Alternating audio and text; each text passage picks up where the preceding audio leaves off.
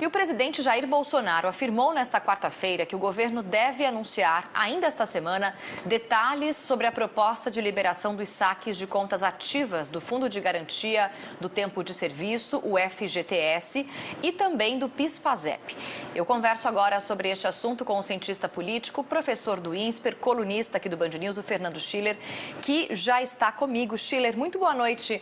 Para você, qual que é o objetivo aí do governo? É movimentar a economia e isso deve acontecer, então, em breve, essa liberação? Tudo bom, Fabiana? Eu diria o seguinte, quer dizer, o governo espera a reforma da Previdência, não é? Nos últimos semanas ou meses, eu acho que houve um certo consenso de que apenas a reforma da Previdência, como uma primeira grande reforma estrutural, não é suficiente para deslanchar o crescimento da economia. A gente iniciou o ano com uma previsão de crescimento acima de 2%, hoje já está em 0,84%, 0,83%. Quer dizer, o mercado vem, digamos assim, abatendo a previsão de crescimento da economia. Isso vem criando mais desincentivo, quer dizer, empresas vêm postergando investimentos, quer dizer, vai criando um clima negativo de avaliação da economia, em que pese a aprovação em primeiro turno, pelo menos na primeira votação na Câmara, tenha sido positiva da reforma, quer dizer, isso não é suficiente para destravar a economia, destravar investimentos. O país tem pela frente uma enorme agenda de reformas a serem feitas. Não é? Eu me lembro que há coisa de um mês atrás, o ministro Paulo Guedes até usou a expressão da bateria, precisa de uma chupeta para fazer a bateria do carro. O carro está sem bateria, ou seja, precisa de uma carga excepcional para fazer a economia deslanchar. Obviamente, liberar 35% das contas ativas do FGTS não vai resolver isso. Se calcula 42 milhões de reais, de bilhões de investimento na economia. Você possivelmente vai ter um efeito muito parecido como teve na época do governo Temer, ou seja, 40%, 50% das pessoas vão usar isso para pagamento de dívidas. Você tem, pelos dados do Serasa, 63 milhões de pessoas endividadas no país, em algum nível. Então, para sair lá do cheque especial, às vezes até para retomar a capacidade de pedir algum tipo de empréstimo, tipo de financiamento, mas vamos dizer assim, você tem um cálculo de impacto no PIB muito pequeno esse ano, 0,1%, 0,2% no que vem, aí é uma variação das análises dos economistas. De alguma maneira, é uma resposta do governo, não é? Quer dizer, mostra um pouco as limitações do governo. O que pode se fazer para você dar um incentivo de curto prazo na economia? Reformas estruturais, o governo vai enfrentar agora, na volta do recesso do Congresso, a MP da Liberdade Econômica, que visa melhorar o ambiente para o empreendedorismo, mas também vai ter impactos aí a médio e longo prazo.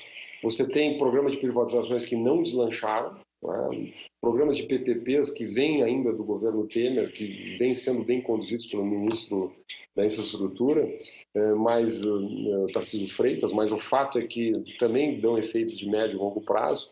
Enfim, não há uma solução de curto prazo para fazer realmente a economia girar com mais velocidade. Então, esse tipo de medida, que cá entre nós não era bem o que foi prometido, nem era exatamente a agenda do ministro Paulo Guedes. Isso parece mais uma agenda desenvolvimentista, ou seja, a ideia de que o governo vai colocar ativos no mercado e mover a economia a partir daí. De qualquer maneira, é isso que a casa oferece.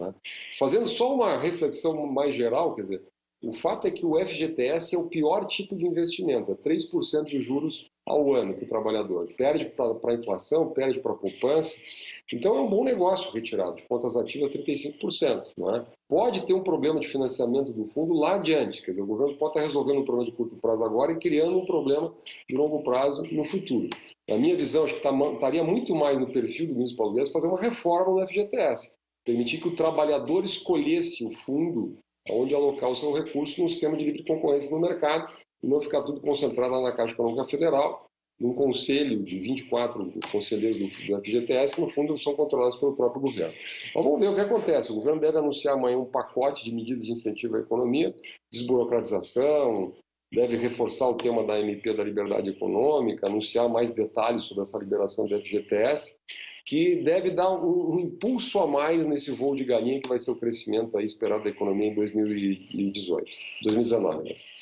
Isso é uma coisa interessante que você falou, né? Sobre a questão dos rendimentos, dos valores que estão no fundo de garantia, né? Imagino que as pessoas possam, então, se for o caso de liberar, retirar e reinvestir de uma forma que possa ser mais satisfatório, que possa ter um rendimento melhor. A sugestão que você deu de reformar o fundo de garantia para fundos que tenham mais rendimento, né? Para que o trabalhador possa escolher aonde esse dinheiro fique investido enquanto ele está empregado, também é uma boa alternativa. O fato, Schiller, é que essas alternativas, como você mesmo disse, causam um pouco impacto de longo prazo, né? Como se desse uma inflada se as pessoas forem resolver gastar esse dinheiro de uma vez ou pagar dívidas.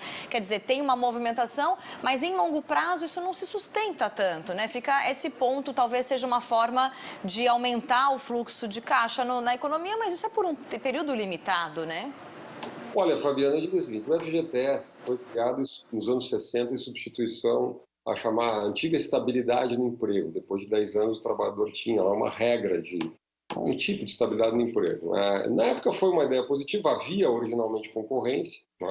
Posteriormente, nos anos 80, se fixou um monopólio, a criação do fundo monopolizado pela Caixa Econômica Federal. E a partir daí, vamos falar um bom português, né? O FGTS é um imposto disfarçado.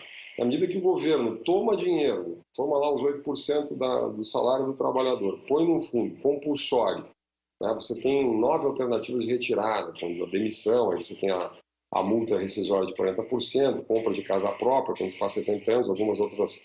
Ela tem muitos projetos do Congresso Nacional para ampliar isso, mas o fato real é que ao longo dos anos esse recurso do trabalhador ele vai perdendo valor, né? Vai perdendo valor para outros investimentos. Se o trabalhador pudesse dispor desse dinheiro, aplicar em papéis do tesouro direto, em fundos de renda fixa conservadores que estão aí no mercado, que o sistema bancário oferta, pudesse escolher isso, muitos países fazem isso. Você tem uma poupança forçada, que é uma garantia para em casos de desemprego, de demissão, e assim por diante, ou seja, uma garantia para o futuro, né? Ou seja, contém de alguma maneira a instabilidade que é própria do mercado de trabalho, né? Força o trabalhador a poupar um pouquinho, né? Mas dá a ele a alternativa de escolher o fundo, de analisar os fundos que dão mais, segundo o seu perfil de investimento, enfim, aplicar. Ou o governo pode recomendar, inclusive, o fundo, mas não impor. E aí isso é um pouco a cultura paternalista brasileira, né? Eu acho que isso está mais na cabeça, está mais no perfil do ministro Paulo Guedes. O problema é que o governo quer reter esse dinheiro porque esse recurso acaba sendo uma fonte para o financiamento da construção civil no Brasil, casa própria, outros programas sociais do governo. Esse é o ponto central. Como isso não é prioridade nesse momento, a prioridade é aquecer a economia, e é dar um sinal, digamos assim, melhor ter dinheiro no bolso das pessoas do que trancado lá no FGTS, na Caixa Federal, libera esse recurso. Né? Como eu digo de novo, quer dizer, mostra, no fundo, uma certa impotência do governo de mexer realmente na economia, né? Os limites da política econômica, e vão lá, tem um sabor desenvolvimentista nessa medida. O fato é que o governo precisa de notícias positivas. Na minha visão, o governo se enredou aí nessa questão política da indicação do Eduardo Bolsonaro à embaixada em Washington. Isso aí não foi bem recebido, nem pela base do próprio governo. O final lá da votação da reforma da Previdência foi um pouco melancólico. No final teve ganhos corporativos, não deu para votar em segundo turno na Câmara.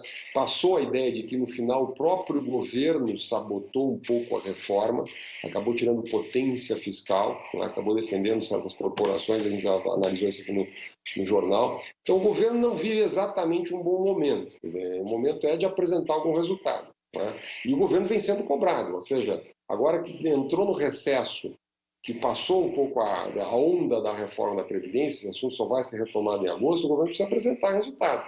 E nada melhor do que apresentar resultado do que essas medidas que cá entre nós não são absolutamente nada originais. Fernando Schiller, muito obrigada pelo seu comentário aqui no Jornal Band News, segunda edição. Ele falando um pouco sobre esse anúncio de liberação dos saques do FGTS para movimentar a economia brasileira, que foi anunciado hoje pelo presidente Jair Bolsonaro. Schiller, obrigada pela participação. A gente